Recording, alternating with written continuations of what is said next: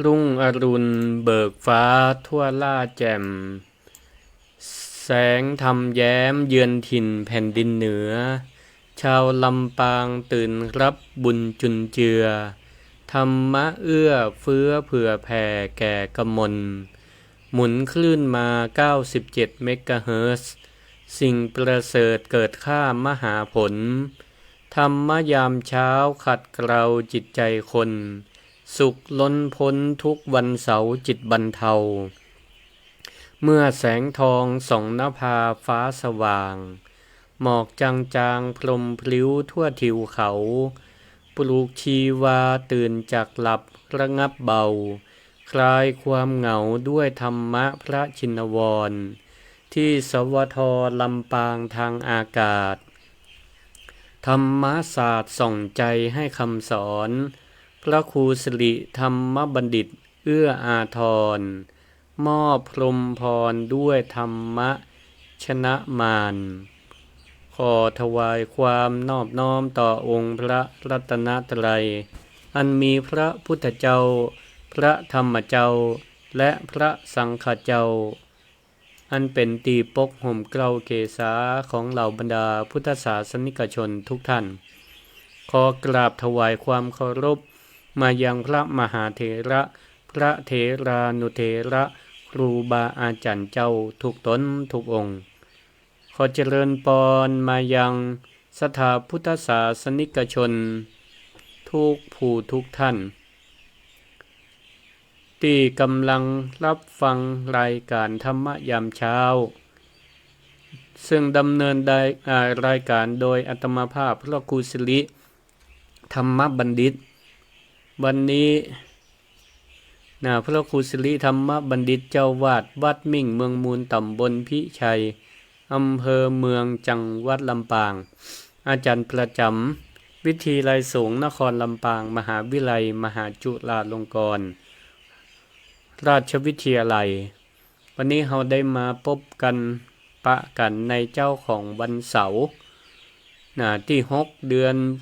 มิถุนายนพศ2569ก็เป็นวันหยุดของหลายคน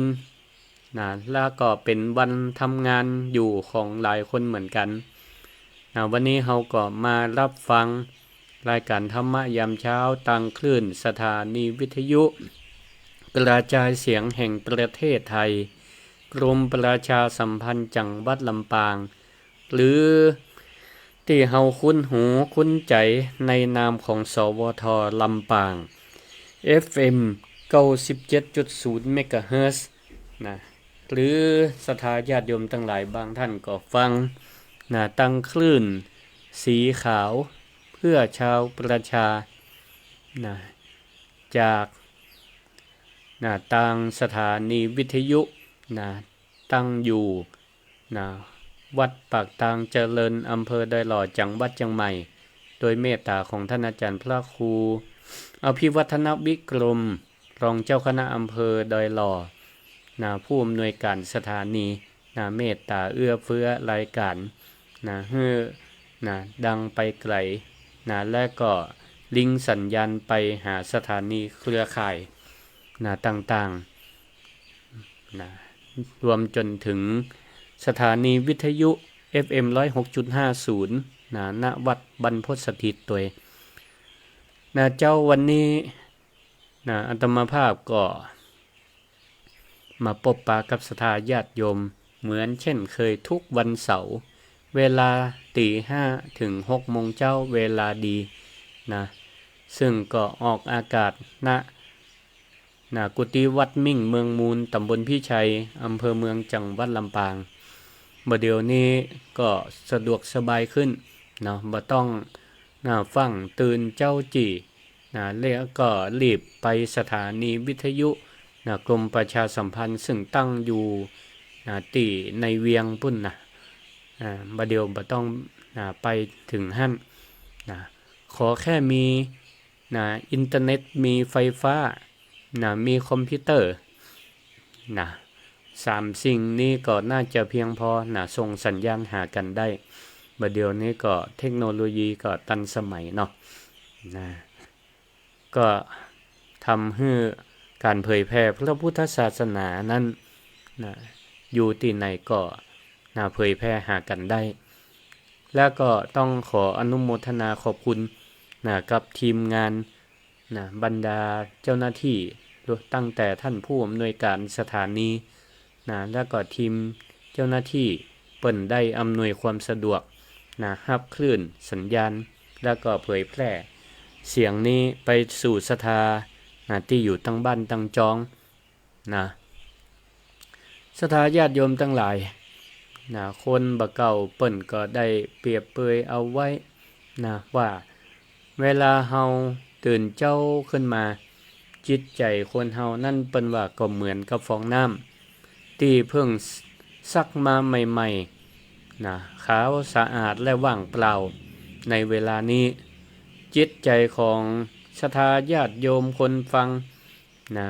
ก็เหมือนกันยังบ่มีเรื่องกังวลใจตื่นเจ้าขึ้นมายังบ่มีเรื่องกังวลใจยัง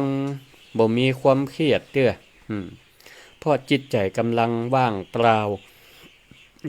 จากการงานจากการห้ำโห้ข่าวสารบ้านเมืองต่างๆยังบ่มีอารมณ์ขุ่นข้องหมองใจบ่มีอารมณ์ขุ่นมัวจากคนรอบข้างที่เข้ามากระทบกระทั่งกำเตื้อการที่ศรัทธาญาติโยมทั้งหลายตื่นเจ้าขึ้นมา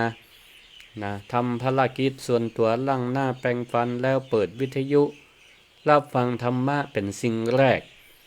ก็เปรียบเหมือนกับการที่ศรัทธาญาติโยมทั้งหลายได้เอาฟองน้ำที่สะอาดเอาฟองน้ำที่สะอาดอันนี้ไปจุบซับเอาน้ำทิพย์ก็คือน้ำพระธรรมคำสอนขององค์สมเด็จพระสัมมาสัมพุทธเจ้าที่ผ่านการเผยแผ่โดยพระสงฆ์พระนักเผยแผ่จากครูบาอาจารย์แต่ละตนแต่ละองค์เจ้ามาก็ออกรายการวิทยุศรัทธาก็มาซับเอาพระธรรมคำสอนแล้วเอาไปหล่อเลี้ยงดวงจิตดวงใจของเฮา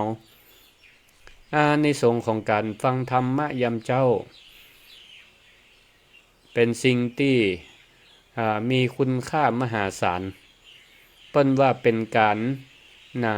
เปรียบว่าเป็นการเป็นปฐมกรรมก็คือการทำความดีตั้งแต่เริ่มต้นของวัน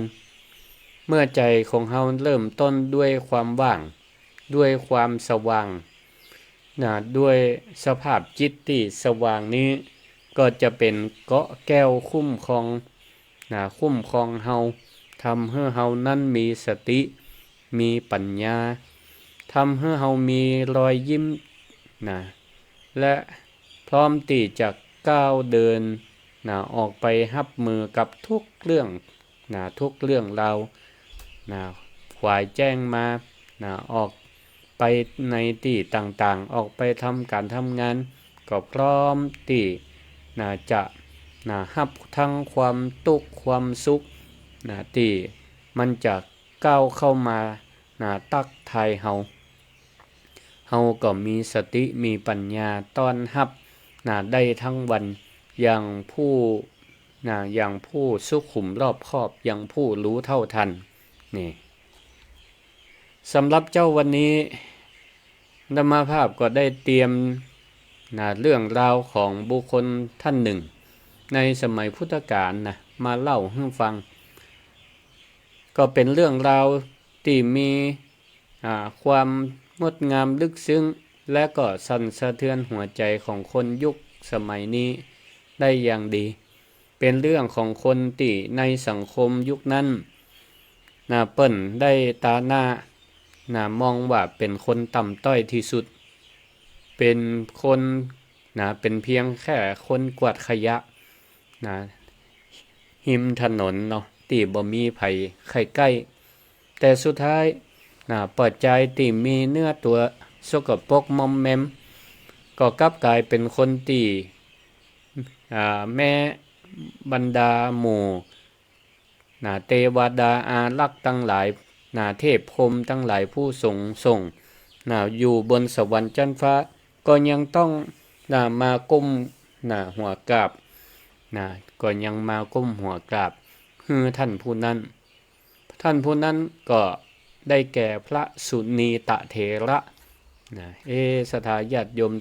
ได้ฟังจื่อบางพ่องก็คุ้นจื่อบางพ่องก็ยังบ่คุ้นเดี๋ยวเราก็มาฟังเรื่องราวของเปิ้นเนาะเรื่องราวของเปิ้นนั้นจะมาช่วยตอบคำถามสำคัญในชีวิตของเฮาว่าแต่ที่จริงแล้วคุณค่าของความเป็นคนมันวัดกันที่ตรงไหนและสอนให้เฮานั้นได้ตระหนักรู้ว่าจะได้ว่าเฮาถึงควรชื่นชมและทำดีต่อกันในขณะที่ยังมีลมหายใจอยู่บ่ใจไปทำตอนที่ร่างกายเป็นเท่าทานเดี๋ยวเฮาก็มาลองฟังกันก่อนจะได้ฟังนี้ก็ขออัญเชิญพุทธศาสนสุภาษิตซึ่งเป็นพระดำรับที่พระพุทธเจ้าเปิ้นได้ตรัสให้แก่พระสุนีตเถระซึ่งก็มาในคุถกนิกายพระสุตตันตคุถกนิกายสุตตนิบาตวัสรสูตร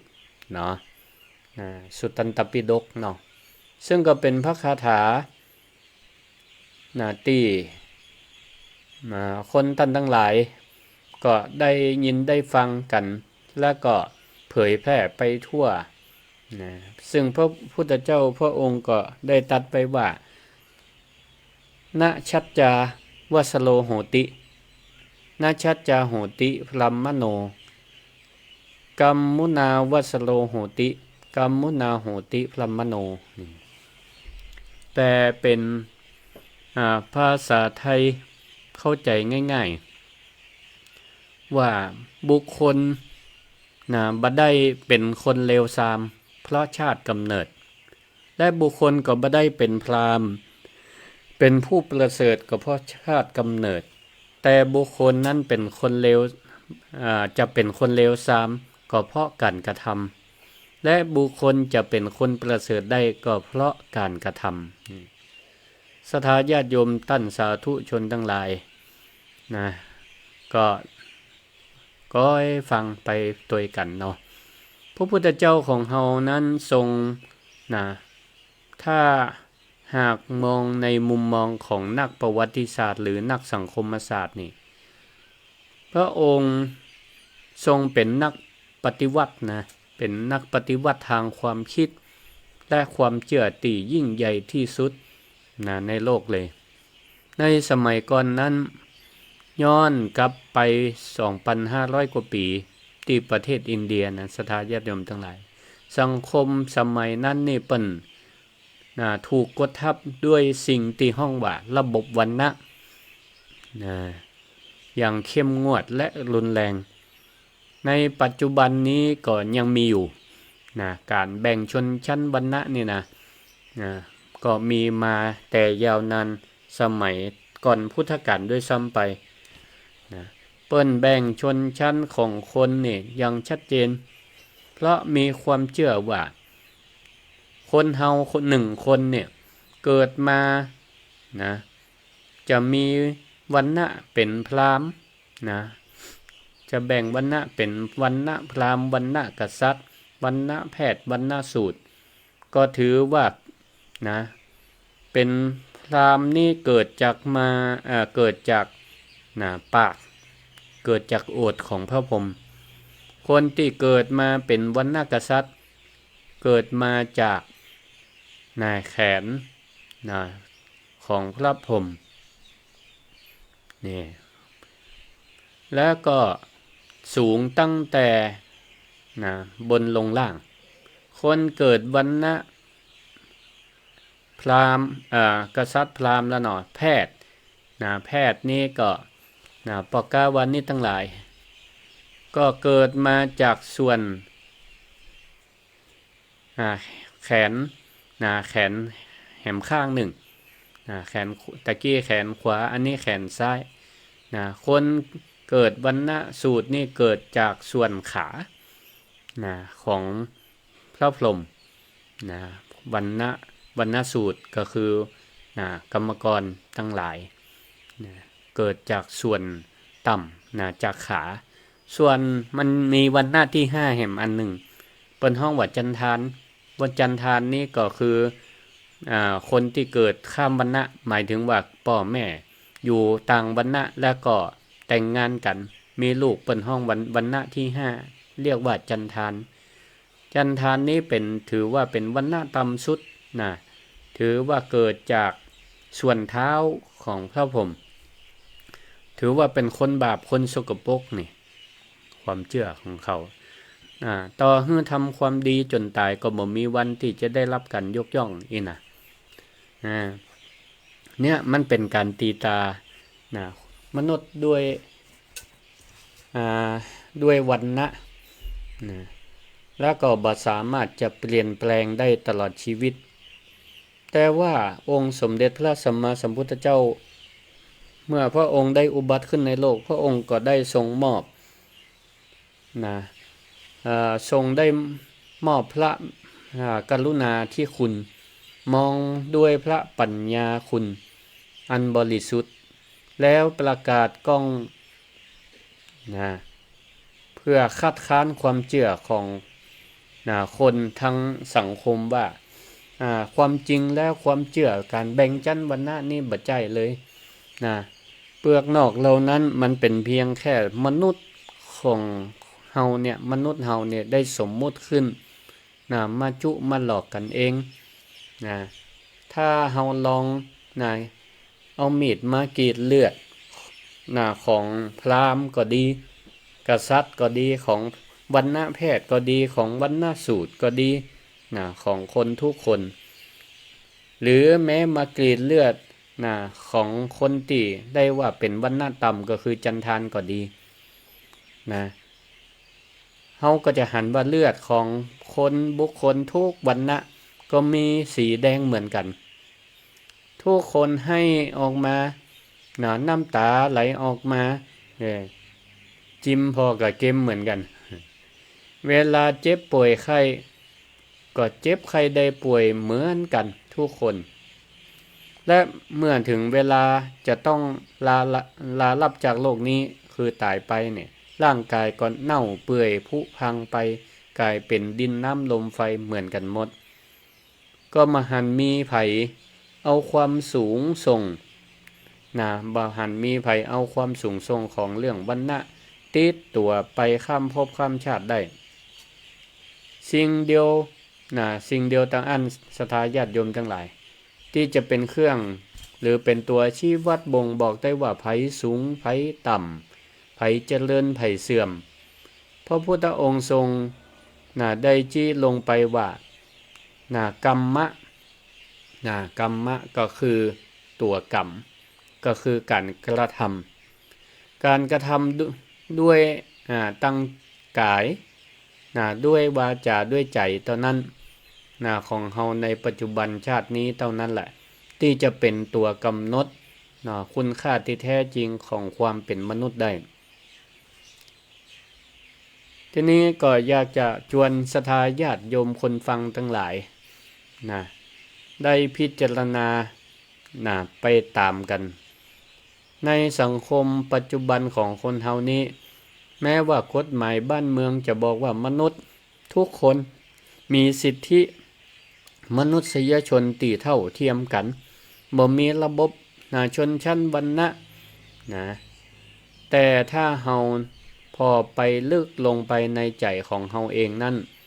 ลึกๆแล้วมันก็ยังแอบเผลอตัดสินคนจากเปลือกนอกอยู่แม่นก็ว่าบ่แม่นศรัทธาญาติโยมลองพิจารณาพอบางครั้งบางโอกาสศรัทธาญาติโยมทั้งหลายเวลาเฮาไปติดต่องานหรือไปซื้อของตามกาดตามรีตามห้างร้านค้าต่างๆเฮาก็จะหันคนแต่งตัวที่หลากหลายแตกต่างกันไปบางพ่องก็แต่งตัวดีใส่เครื่องประดับแต่งตัวใส่สุดผูกไทย นะมีใส่มีอุปกรณ์มือถือกระเป๋าก็ยังดีเนาะขับรถแป้งมาจอดรูปร่างหน้าตาสะอาดสะอ้านนะบางพ่องก็เข้าไปก็แทบจะแสดงความเคารพคำนับอย่างอ่อนน้อมยังบ่ฮู้จักกันเตื้อยังบ่ฮู้ด้วยซ้ำว่าเบื้องหลังนั่นเปิ้นมีอาชีพอันหยังนิสัยใจคอเป็นจะได้จะได้เงินจะรวยมาอาจจะรวยด้วยความสุจริตบ่สุจริตนี่เฮาบ่ฮู้แต่เฮาก็มอบความเคารพเฮือเขาไปแล้วล่วงหน้าเพียงเพราะเฮาพิจารณาภายนอกของเขานั้นดูดีมีสง่าราศีน่าเคารพน่าเชื่อถือนี่แต่ในทางกลับกันถ้าเฮาพอออกไปทางท้องถนนเฮาก็จะหันลุงบางท่านเปิ้นก็ทำหน้าที่เป็นเจ้าหน้าที่เทศบาลวาดถนนหนตั้งอยู่ข้างตังตื่นเจ้ามาก็กวาดถนนหนทางเหี่ยวท่วมตัวหรือบางเตี่ยหันคนครับ3 ล้อปั่นไล่เก็บของเก่าขวดพลาสติกหรือหันแม่บ้านอยู่ในชุดเจ้าหน้าที่คอยปัดกวาดเจ็ดถูสำนักงานหรือล่างห้องน้ำเฮาเดินผ่านคนตั้งหลายเหล่านี้ก็บางพ่องก็หันเหมือนเป็นอากาศธาตุอากาศธาตุนี่ก็คือเหมือนเป็นอากาศบ่ได้หันความสำคัญบ่ได้เคารพบ่ได้ก้มไหว้อย่างอย่างนี้เป็นต้นแม้แต่รอยยิ้มก็อาจจะบ่ได้ยิ้มให้กันบ่ได้กล่าวทักทายกันบางคนซ้ำร้ายแสดงความรังเกียจก็มีกว่าว่าจะเสื้อผ้าของเปิ้นจะมาแปดเปื้อนมาแปดเปื้อนเสื้อผ้าเฮาก็มีอันนี้แหละศรัทธาญาติโยมทั้งหลายคือการที่เฮาเผลอเอาสถานะสังคมเอาทรัพย์สินเงินทองมาเป็นตัวชี้วัดคุณค่าของคนโดยลืมมองทะลุเข้าไปพอการกระทำลืมมองไปว่าลุงตีเปิ่นกวาดถนนอยู่นั้นอาจจะเป็นปอบของพระสงฆ์องค์เจ้าเป็นปอบพระของลูกของเต้าที่มีความขยันหมั่นเพียรทรงเสียลูกจนจบปริญญาก็ได้แม่บ้านที่เปิ่นกำลังทำความสะอาดห้องน้ำหรือทำความสะอาดสำนักงานห้างร้านโรงพยาบาลคนนั้นเปิ่นอาจจะเป็นลูกยอดกตัญญูของพ่อของแม่ที่คอยทำงานหาเงินมารักษาพ่อแม่ที่อยู่ตั้งบ้านที่ติดเตียงอยู่บ้านก็ได้คุณค่าของคนทั้งหลายเหล่านี้บ่ได้ยิ่งหย่อนไปกว่าคนที่มีฐานะใส่สูทผูกไทยแม้แต่น้อยเดียวก็มีคุณค่าเท่าเทียมกันคนในชีวิตของคนเฮานี่ก็เหมือนกับดอกกุหลาบศรัทธาญาติโยมทั้งหลายเหมือนดอกกุหลาบในใจกันเนี่ยล่ะสามีภรรยาพ่อแม่ลูกหลานปู่ย่าตายายหรือแม้แต่เพื่อนร่วมงานติดสนิทกันตอนที่เปิ้นยังมีชีวิตอยู่ทำดีให้เฮาสารพัดสารเพหุงหาอาหารให้เฮาได้กินกวาดบ้านซักเสื้อซักผ้าคอยถามไทยเวลาเฮาเจ็บไข้ได้ป่วยเฮากลับมองสิ่งเหล่านี้ว่าเป็นเรื่องปกติว่าเป็นของตาย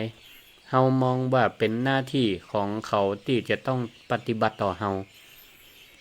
ก็บ่เคยเอ่ยปากชมบ่เคยเข้าไปแสดงความฮักต่อกันบ่เคยให้กำลังใจกันบางทีปิกบ้านมาอิดๆเหนื่อย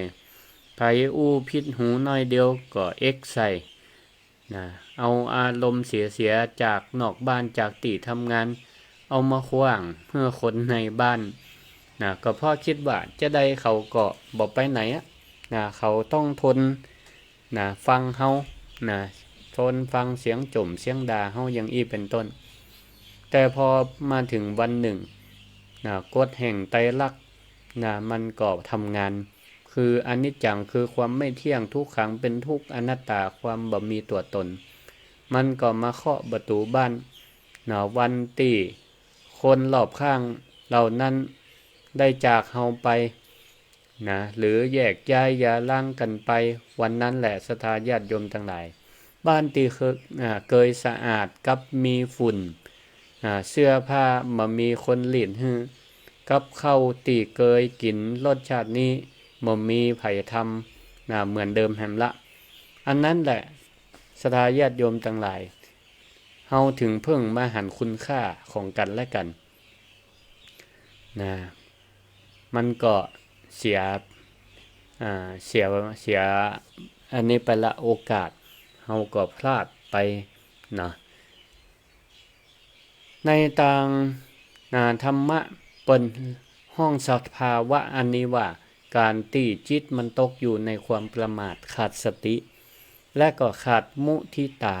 มุทิตาแปลว่าหยังแปลว่าความพลอยยินดีความชื่นชมในคุณงามความดีของผู้อื่นเฮาก็มักจะดำเนินชีวิตโดยเอาบุคคลเป็นที่ตั้งภาษาพระเปิ้นห้องว่าบุคลาธิฐานก็คือเฮาไปยึดติดว่าเฮาไปยึดติดว่าอันนี้สามีฉันอันนี้ภรรยาของฉันอันนี้ลูกของฉันอันนี้ลูกน้องฉันเขามีหน้าที่ที่ต้องทำตามคำสั่งของฉันเฮาก็มองเขาเป็นแค่ตัวบุคคลแต่เฮาลืมมองในมิติของธรรมะนะลืมมองแบบธรรมาธิฐานเนาะลืมถอดรหัสถอดตัวตนออกแล้วมองเฮือหันเป็นสภาวธรรมที่มันซ่อนอยู่เบื้องหลังของการกระทำเฮาลืมมองไปว่าเข้าทุกจานติแม่บ้านภรรยาทำให้กินเสื้อทุกตัวติสามีหาเงินหาทองจัดสรรซื้อให้แต่ที่จริงแล้วมันคือรูปธรรมของเมตตาธรรมคือความเสียสละความฮักที่มันหล่อเลี้ยงโลกใบนี้หล่อเลี้ยงครอบครัวให้เฮานั้นอยู่รอดปลอดภัยมาได้จนถึงทุกวันนี้ดังนั้นพุทธศาสนาจึงสอนเฮาท่านทั้งหลายเสมอว่าเมื่อเฮานั้นหัดลองมองทะลุทะลุเปลือกมองทะลุสถานะมองทะลุความคุ้นชินเข้าไปหาแก่นก็คือหัวใจของคนอย่าตัดสินคนจากภายนอกและสำคัญที่สุดอย่ารอให้มันสายเกินไปที่จะเอื้อนเอ่ยคำชื่นชมและแสดงความฮักต่อไผสักคนในวันที่เขายังรับรู้ได้อยู่ดีกว่ามาบอกกันตอนเปิ้นบ่อยู่แล้วเปิ้นก็บ่สามารถจะได้ยินคำชื่นชมคำบอกฮักจากเฮาได้เข้าใจบอกตอนที่เฮายังอยู่ด้วยกันนี้เพื่อให้ท่านสาธุชนทั้งหลายได้หันภาพก็จะ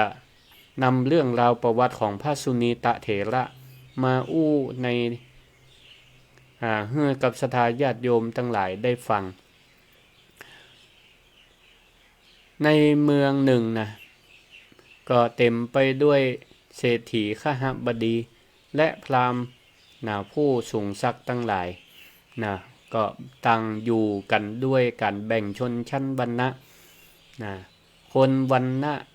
ต่ำนี่เพิ่นก็จะมีความอ่อนน้อมถ่อมตนเจียมเนื้อเจียมตัวพยายามที่จะเบื่ออยู่ใกล้คนวรรณะสูงเพราะเกรงกลัวว่าวรรณะจะไปแปดเปื้อนกันแม้แต่น้ำดื่มศรัทธาญาติโยมทั้งหลายอาตมาก็มีประสบการณ์เคยไปเรียนอยู่ อ่าปัจจุบันวรรณะก็ยังมีอยู่นะมีอยู่การ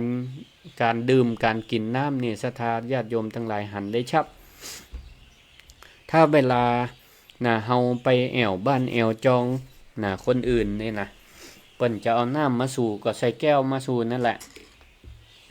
แต่นะวัฒนธรรมเปิ้นจะบ่เหมือนกับเฮาบ้านเฮานี่กินน้ำปากก็แตะยกแก้วปากแตะปากแก้วดื่มได้เลยเนาะก็บ่ได้คิดอะหยัง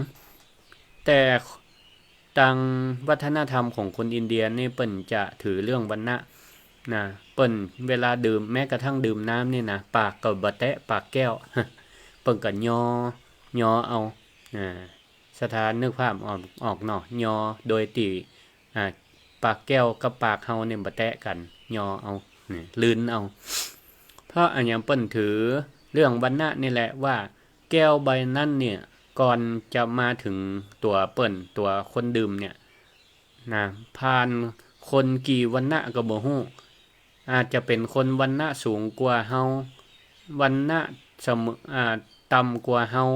นะถ้าวรรณะเดียวกันก็บ่เป็นหยังแต่กว่าว่าจะเป็นวรรณะสูงหรือวรรณะต่ำนะกว่าวรรณะจะแปดเปื้อนกันอย่างนี้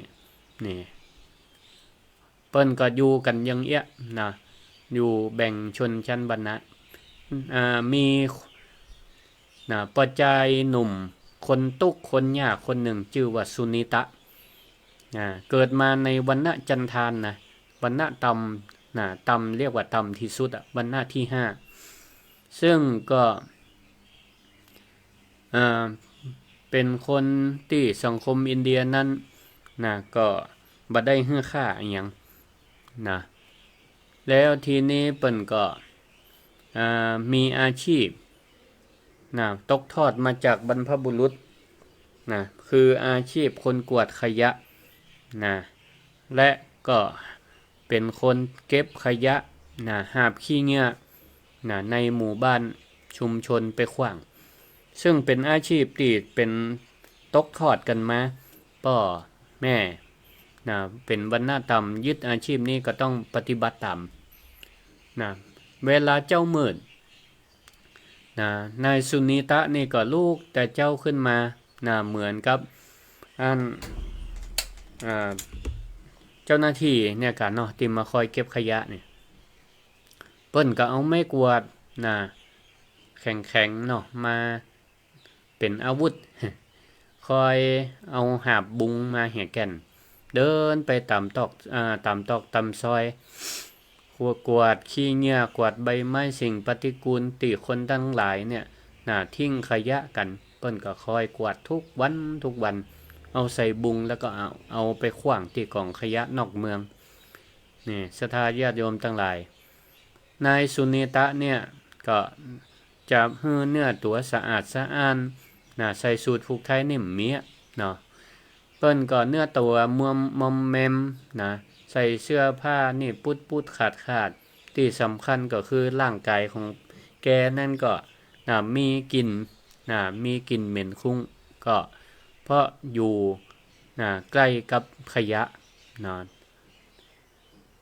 กวาดขยะตึงวันก็มักหมมไปด้วยกินขยะ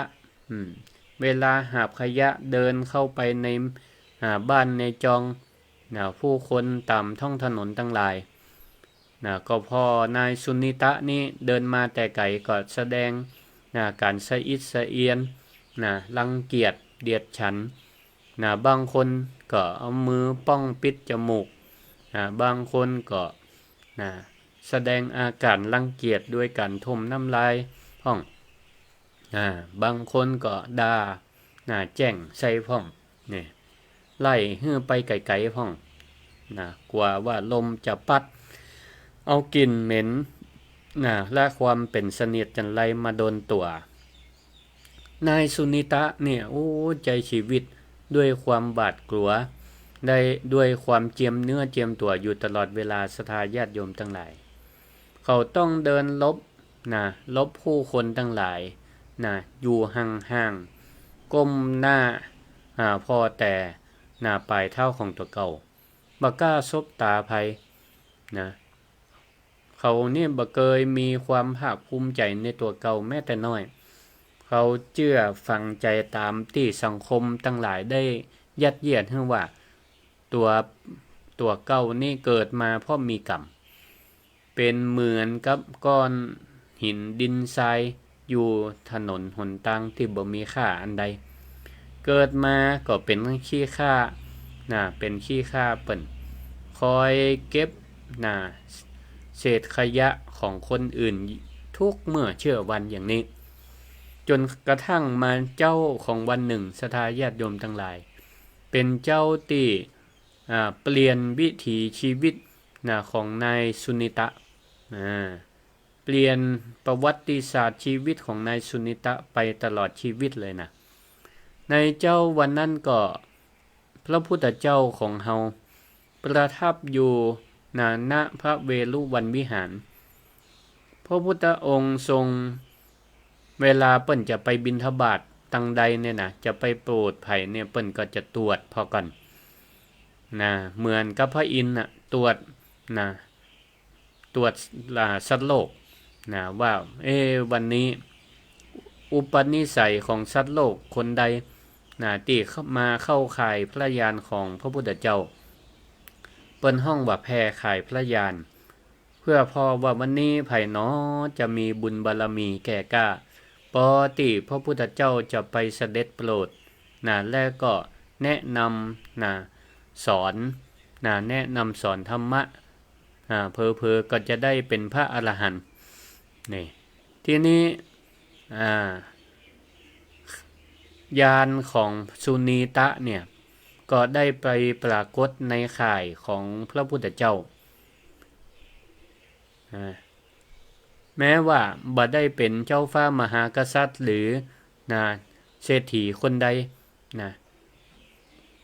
คือบุคคลที่จะมาเข้าข่ายพยานของพระพุทธเจ้าบ่จำเป็นจะต้องเป็นเจ้าฟ้ามหากษัตริย์เศรษฐีร้อยล้านพันล้าน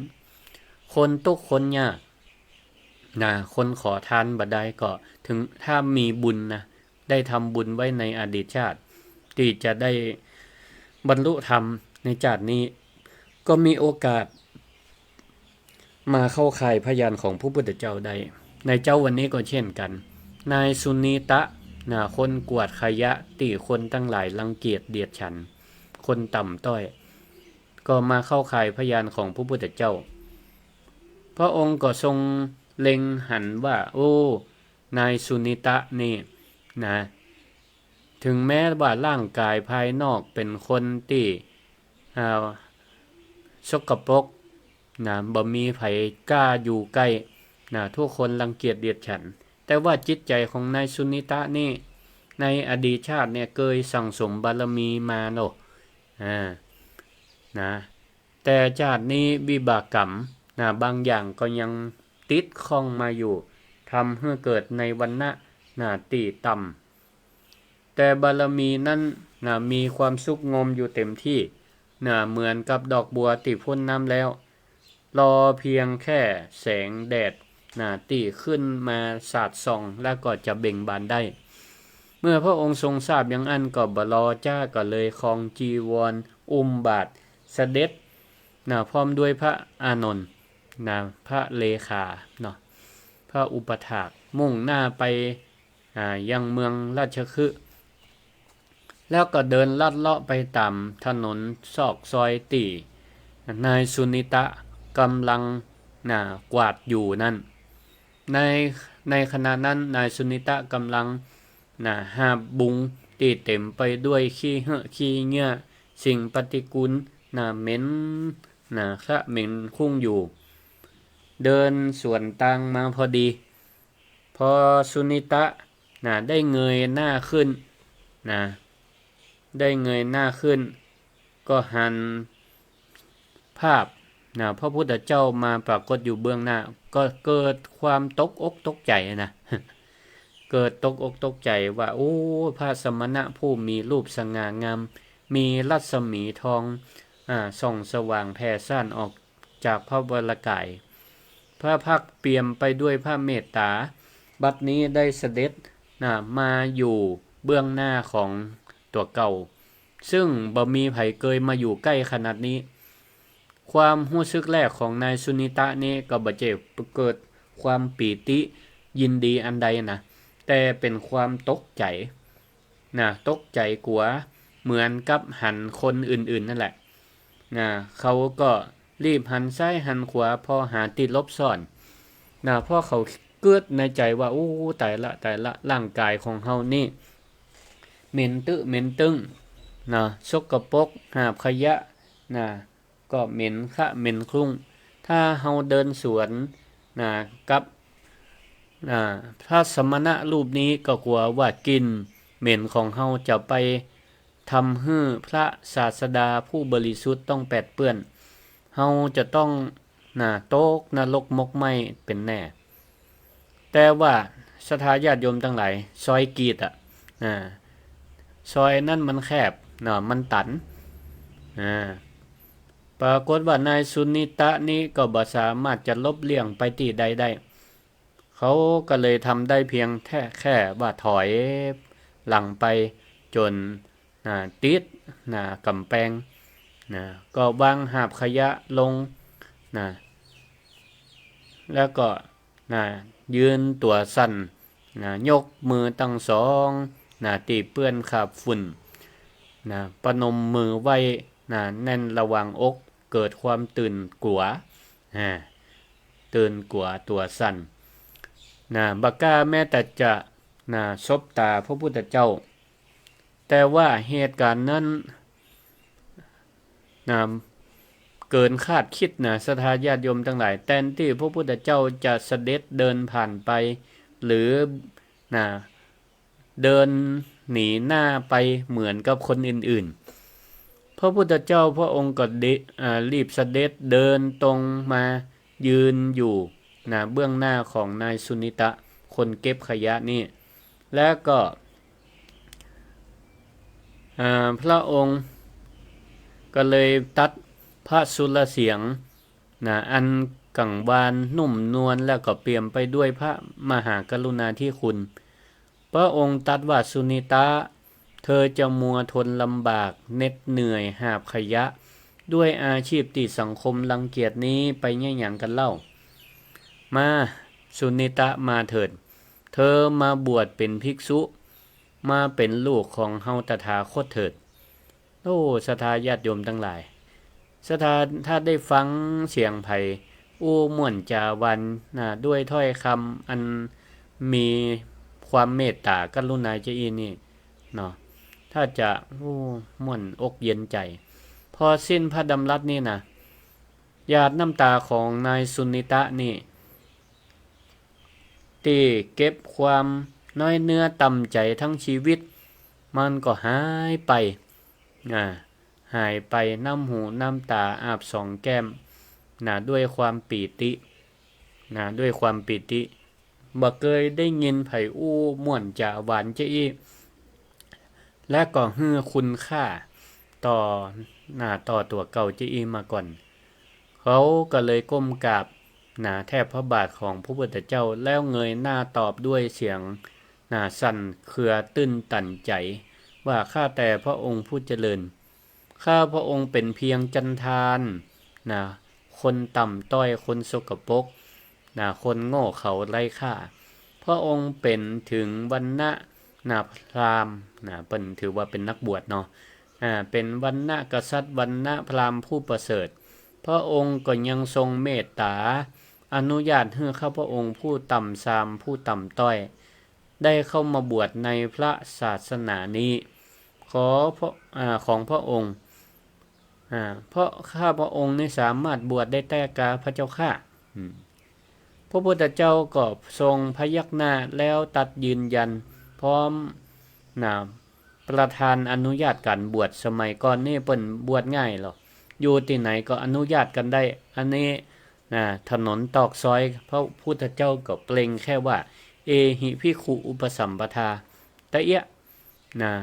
สมัยก่อนนี่บ่ต้องมีพิธีสงฆ์เพราะพุทธเจ้าถือว่าเป็นประมุขสงฆ์เพียงแค่พระองค์อนุญาตให้ไผบวชก็ได้แค่ว่าเอหิภิกขุอุปสัมปทาเอหิภิกขุแปลว่า เธอจงเป็นภิกษุมาเถิดก็คือไปหนุ่งผ้าเหลืองมาเถอะอยากนะทำอันเรากล่าวดีแล้วเธอจงประพฤติพรหมจรรย์เนาะเพื่อทำที่สุดแห่งทุกข์โดยชอบเถิดอย่างเนี้ยนะแค่นี้เนาะเพศพระคฤหัสถ์ของสุนีตะนะก็อันตรธานหายไปกลายเป็นพระสงฆ์องค์เจ้าถามว่าผ้าเหลืองจีวรลุกไหนมาเปิ้นทำบุญมาในอดีตชาติเทวบุตรเทวดาก็เป็นเจ้าภาพผ้าบวชฮื้อนะก็เอาผ้าบวชเอาบาตรมาเกณฑ์มาตานฮื้อนี่สุดท้ายนายสุนิตะก็ได้เป็นพระสงฆ์องค์เจ้าเป็นพระสงฆ์ในบวรพระพุทธศาสนามีชื่อว่าพระสุนิตะนะพระสุนิตะก็เมื่อได้มาบวชก็สำนึกในพระมหากรุณาธิคุณคนมาบวชในบวรพระพุทธศาสนาศรัทธาญาติโยมทั้งหลายนะเหมือนกับมาจุบเนื้อจุบตัวไม่นะวันณะต่างๆหายไปหมดนะคนมาบวชพระพุทธเจ้าก็บ่ถือว่าพระสงฆ์องค์เจ้าเป็นวรรณะพราหมณ์ก็บ่ใจนะเพราะองค์ถือว่าพระสงฆ์องค์เจ้าก็เป็นมนุษย์คนเฮาเหมือนกันบ่มีวรรณะนะคนจะมาจากวรรณะใดๆก็ตามกษัตริย์พราหมณ์แพทย์สูตรจันทานมาบวชเป็นลูกศิษย์ของพระพุทธเจ้าก็ถือว่ามีสิทธิมนุษยชนเท่ากันหมดมีคุณค่าเหมือนกันหมดเสมอเหมือนกันก็มานับเรื่องอายุพรรษากันไผบวชก่อนบวชหลังนี่เปิ้นเคารพกันจะอีคนบวชวันใหม่วันนี้ก็ไหว้คนบวชตะวาวันซืนปีแล้วปีเก่าอย่างอีเปิ้นเคารพกันด้วยกันว่าไผบวชเก่าบวชเมินจะอีนี่ศรัทธาญาติโยมทั้งหลายนะเปิ้นก็ลืมอดีตของตัวเก่าเอาความเจียมเนื้อเจียมตัวมาใจอยู่นะว่าเปิ้นนั่นเป็นเคยเป็นคนกวาดขยะมาก่อนเอามาเป็นเครื่องเคยเป็นคนกวาดขยะก็เอาความเจียมเนื้อเจียมตัวมาเป็นเครื่องก็ป้องกันมาเป็นเครื่องกวาดกิเลสเอาตึงตะกอนกวาดขยะบัดนี้เป็นพระสงฆ์องค์เจ้ามากวาดกิเลสกวาดความเย่อหยิ่งความจองหองทั้งหลายออกไปจากจิตจากใจนี่มาเมื่อเดาใดพระสุนิตะนี่ก็สามารถทำลายอาสวะกิเลสตั้งปวงบรรลุเป็นพระอรหันต์ผู้หมดจดจากกิเลสได้โดยสิ้นเชิงนี่มีเหตุการณ์อัศจรรย์เกิดขึ้นว่าวันหนึ่งพระอินทร์พร้อมด้วยท้าวสหัมบดีพรหมและเทวดาทั้งหลายบนสวงสวรรค์ได้ปากันเหาะลงมายังโลกมนุษย์มาไหว้มากราบมาไหว้พระสุนิตะเมื่อภิกษุรูปอื่นๆในวัดก็มาหันภาพนี้หันว่าโอ้เทวบุตรเทวดามีเต้าสกะมีพระอินทร์พระพรหมปากันมาไหว้ประจายคนกวาดขยะจันทานในอดีตปัจจุบันมาเป็นพระสงฆ์องค์เจ้าผู้เป็นพระอรหันต์ก็เลยเกิดความประหลาดอัศจรรย์ใจก็ปากันถึงเหตุการณ์นี้ในโรงธรรมในโรงธรรมประชุมกันกันเรื่องนี้พระพุทธเจ้าเสด็จมาในที่ประชุมสงฆ์เปิ้นก็เลยตัดพระคาถาที่อาตมาได้ยกตะเกียบว่าณชัจจาวสโลโหติเนี่ยนะแปลว่าคนบ่ได้เกิดคนบ่ได้ตำซามเพราะชาติกำเนิดนะแต่เปิ้นวัดกันที่การกระทำเนาะนี่ศรัทธาญาติโยมทั้งหลายหันก็บทเรียนนี้เป็นบทเรียนที่ยิ่งใหญ่เนาะสอนให้เฮาเนี่ยได้หันแล้วว่าคนเฮานี่จะสูงจะต่ำบ่ใช่เพราะชาติกำเนิดแต่ว่าเฮาวัดกันที่การกระทำที่กรรมปัจจุบันเปิ้นว่าสูงต่ำอยู่ที่การกระทำเนาะความดีความชั่วอยู่ที่การกระทำอย่างนี้เนี่ยวันนี้ก็เอาเรื่องพระสุนิตะเนี่ยมาเล่าให้ศรัทธาญาติโยมสาธุชนทั้งหลายได้ฟังเพื่อเฮาท่านทั้งหลายได้เอาไปพิจารณาว่าคนเฮาเนี่ยอย่าได้พอกันที่เปลือกนอก ฮื้อพอที่คุณธรรมพอที่การกระทำด้วยกายวาจาใจของคนทั้งหลายเหล่านั้นคนรอบข้างฮื้อพอฮื้อเข้าถึงจิตใจว่าเปิ้นมีคุณค่าจะได้พ้องแล้วเฮาก็แสดงออกซึ่งความปรารถนาดีต่อกันแสดงความฮักต่อกันก็จะทำให้เฮานั้นอยู่กันด้วยความมีปกติสุขต่อกันเนาะก็เวลาเหลือสักน้อยหนึ่งก็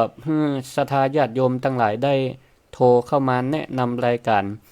ธรรมยามเช้าโดยพระครูสิริธรรมบัณฑิต0649459999นะก็มีเรื่องประชาสัมพันธ์ข่าวสารวันนี้พุทธศาสนิกชนชาวลำปางทั้งหลายนำโดยท่านผู้ว่าราชการจังหวัดพุทธศาสนิกชนคนลำปางก็มีความปราบปลื้มยินดีที่วันนี้พระเดชพระคุณหลวงพ่อเจ้าคณะจังหวัดได้รับพระราชทานโปรดเกล้าเลื่อนสมณศักดิ์จากชื่อเดิมของเปิ้นพระเดชพระคุณพระจินดารัตนาพรเปิ้นก็ได้เลื่อนสมณศักดิ์จากพระบาทสมเด็จพระเจ้าอยู่หัวเมื่อวันที่3มิถุนายนมีนามใหม่ว่าพระราชจินตวชิราพรหลวงพ่อเจ้าคณะจังหวัดลำปางเจ้าวาดวัดพระแก้วดอนเต้าสุชาดารามวันนี้หลวงพ่อเปิ้นจะได้เข้าวัดเข้าวาเดินทางมาจากกรุงเทพพุทธศาสนิกชนนำโดยท่านผู้ว่าราชการจังหวัดลำปางเปิ้นก็จะได้ทำพิธีถวายการต้อนรับถวายมุทิตาสักการะเปิ้น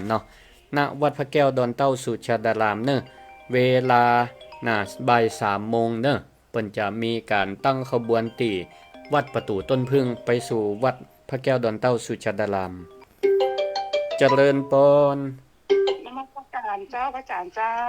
โยมชัดเจนดีเจ้าชัดเจนดีโยมกรอุมาเป็นกำลังใจให้พระอาจารย์นะเจ้าฟังขึ้นใดฟังเนี่ยค่ะฟังเทศเนี่ยค่ะฟัง Facebook สาธุสาธุค่ะเจริญพรเจริญพรเจริญพรแม่นิตยาจ้าสาธุสาธุเรื่องมันยาวท่านเรื่องยาวดีตึงแนะนำใจสาธุสาธุสาธุจำได้อยู่ฟังแล้วเจ้าจำได้อยู่แม่ฟังแต่เจ้าผ้าหยังก็เปิ้นชื่อผ้าหยังผ้าสุนิตะเจ้าเก่งมากผ้าสุนิตะสาธุเจริญพรเจริญพรเจ้าตั้งใจฟังดีแล้วเนี่ยพระสุนิตะศรัทธาญาติโยมทั้งหลายตะกี้ก็อู้ถึงว่าวันนี้คนลำปางเฮาเนี่ยจะได้ถวายมุทิตาสักการะถวายการต้อนรับหลวงพ่อเจ้าคณะจังหวัดเปิ้นได้รับเลื่อนสมณศักดิ์เป็นพระราชจินตวชิราพรหรือหลวงพ่อพระมหาเสริมกตะกิจโจเจ้าคณะจังหวัดลำปางเจ้าวาดวัดพระแก้วดอนเต้าสุชาดารามเจิญศรัทธาที่เคารพนับถือในหลวงพ่อเปิ้นไปถวายต้อนรับเปิ้นที่วัดพระแก้วดอนเต้าสุชาดารามเวลาบ่าย3 โมงแรงไผมีดอกไม้ไปสักการะบูชากันได้เจริญพรเจ้าพรรษาเจ้าแม่หยังแม่คำนวณอยู่บ้านดินดำตำบลติดซ่อนเมืองปานลำปางเจ้าฟังคืนใดนี่เมืองปานทางแดนดินถิ่นลำนาเชียงใหม่เจ้าไปไก่สาธุเจ้าติดตามตลอดฟังอยู่